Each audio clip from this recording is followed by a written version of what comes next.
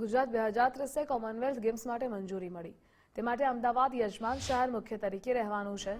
ત્યારે અલગ અલગ રમત ક્ષેત્ર સાથે સંકળાયેલ રમતવીરોમાં ઉત્સાહનો માહોલ જોવા મળી રહ્યો છે. વિવિધ રમતો ક્ષેત્ર સાથે સંકળાયેલ રમતવીરો કોમનવેલ્થની યજમાની ગુજરાત અને અમદાવાદને મળવાની બાબતે ગૌરવપૂર્ણ ક્ષણ ગણાવી રહ્યા છે. ગુજરાત ફર્સ્ટ ટેનિસના પ્લેયર્સ સાથે વાત કરી તેમની પ્રતિક્રિયા જાણી છે.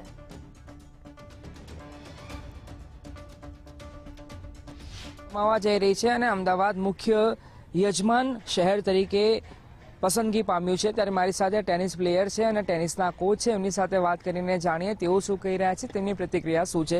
સાહેબ, સૌથી પહેલા એ કહો કે કેટલી ગર્વની ક્ષણ અને કેવી રીતે આ ફાયદાકારક પ્લેયર માટે અને એઝ અ હોલ ગુજરાત અથવા તો અમદાવાદ સિટી માટે.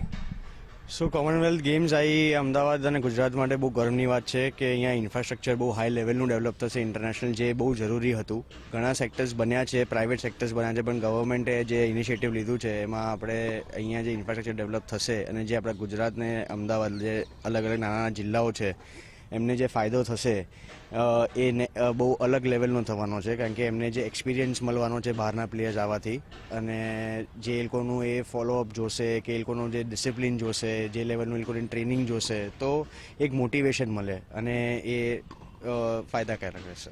અચ્છા, આપનું શું નામ છે ને આપ ટેનિસ રમો છો, તો અત્યાર સુધી તમે રમતા હતા, પણ તમારા ફિલ્ડના પ્લેયર્સ અહીંયા આવશે તો એને ખૂબ નજીકથી જોવાનો અને મળવાની ચાન્સ પણ તમને આમાં મળવાનો છે. बहुत अच्छा, मतलब अच्छा चांस होगा देखने के लिए. नए नए प्लेयर्स आएंगे, उनका रूटीन्स फॉलो और उनकी इंटेंसिटी देखने में बहुत अच्छा लगेगा. અત્યાર સુધી એવું હતું કે આપણા ગુજરાતમાં અથવા તો અમદાવાદમાં એવું કહેવાય કે ચાલો રમવું છે તો સૌથી મગજમાં આવે પહેલી રમવાની બાબત આવે ક્રિકેટ આવે, પણ એનાથી હવે હટકે અને એનાથી આગળ વિચારવાની શરૂઆત થઈ છે. एक्चुअली वो हमेशा हम लोग क्रिकेट को ज़्यादा वो करते हैं क्योंकि क्रिकेट में काफ़ी प्लेयर्स बाहर निकले हैं, उभरे हैं, तो it's like a very known sport. तो अभी उसके अलावा भी बहुत सारे स्पोर्ट्स बाहर आ रहे हैं, जैसे पिकल बॉल हो गया, टेनिस हो गया, बैडमिंटन वगैरह, वो सब कुछ.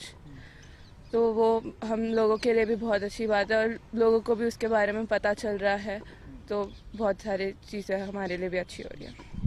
જ્યારે તમને આ વાત સાંભળવા મળી કે આપણા કોમનવેલ્થ ગેમ્સ ગુજરાતમાં અને અમદાવાદમાં થવા જઈ રહ્યા છે, ત્યારે કેટલી ખુશી થઈ તમને?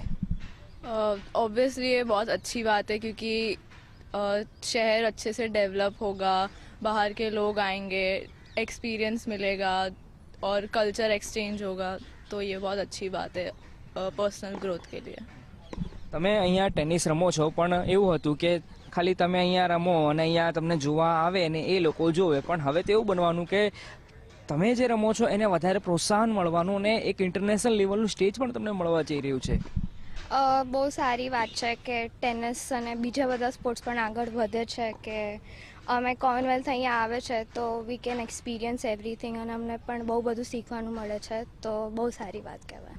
આપ જોઈ રહ્યા છો કે જે અલગ અલગ રમત સાથે સંકળાયેલ રમતવીરો છે અને તેમાં એ ટેનિસના પ્લેયરો હતા, અને જ્યારે કોમનવેલ્થ ગેમ્સ ગુજરાતમાં અને અમદાવાદ એ હોસ્ટ કરવા જઈ રહ્યું છે ત્યારે એમની પ્રતિક્રિયા શું છે તે જાણવાનો પ્રયાસ કર્યો. કેમેરા પર્સન નરેશ રજોરાની સાથે અર્પિત દરજી, ગુજરાત ફર્સ્ટ, અમદાવાદ.